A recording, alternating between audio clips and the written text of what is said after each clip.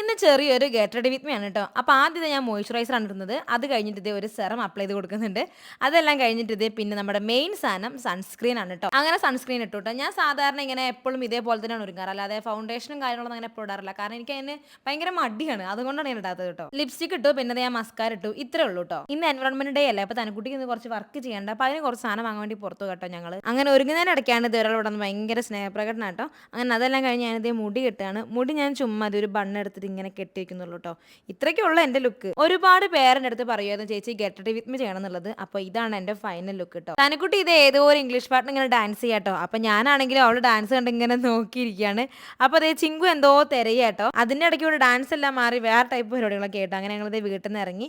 അപ്പോൾ ഞങ്ങൾ പോണ വഴിക്ക് തനക്കുട്ടിക്ക് ബൂമർ വേണമെന്ന് പറഞ്ഞാൽ തനക്കുട്ടി ഭയങ്കര കുറുമ്പ് കാണിക്കാൻ തുടങ്ങിയിട്ടോ. ആദ്യം ഞങ്ങൾ പോയത് ഒരു മാവിൻ്റെ തൈ വാങ്ങാനായിരുന്നു. അങ്ങനെ തൈ എല്ലാം വാങ്ങിയിട്ട് പിന്നെ ഞാൻ പോയത് കുറച്ച് സ്കെച്ചും അതേപോലെ തന്നെ ചാർട്ടൊക്കെ വാങ്ങാനായിരുന്നു. അങ്ങനെ അതെല്ലാം വാങ്ങിയിട്ട് പിന്നെ ഞങ്ങൾ നേരെ തിരിച്ച് വീട്ടിലേക്കാണ് കേട്ടോ പോകുന്നത്. അങ്ങനെ വീട്ടിലെത്തി ചിങ്കു ആണ് തനക്കുട്ടിക്ക് ഇതേ പോസ്റ്ററൊക്കെ ഉണ്ടാക്കി കൊടുക്കുന്നത് കേട്ടോ.